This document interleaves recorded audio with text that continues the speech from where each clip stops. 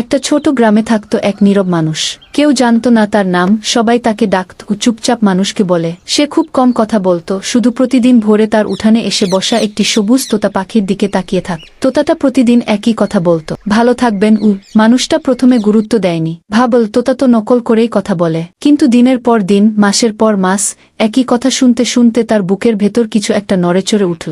একদিন মানুষটা হঠাৎ জিজ্ঞেস করল, তুই কি সত্যিই আমার ভালো চাস? তোতাটা মাথা কাত করে বলল, ভালো থাকবেন, একা নন। সেই দিন মানুষটার চোখ ভিজে গেল। অনেক বছর আগে সে তার পরিবার হারিয়েছিল, কেউ তাকে আর এভাবে কথা বলেনি। এরপর থেকে মানুষটা প্রতিদিন তোতাটার জন্য দানা রাখত, জল রাখত। আর তোতাটা শুধু কথা বলতো না, সে পাশে বসে থাকত, নীরবতার সঙ্গ দিত।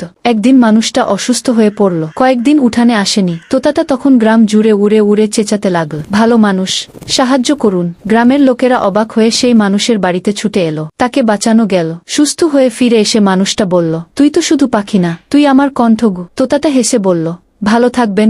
আর সেই দিন থেকে গ্রামের মানুষ জানল, ভালোবাসা কথা কম বললেও গভীর হলে চুপ করেও রক্ষা করে।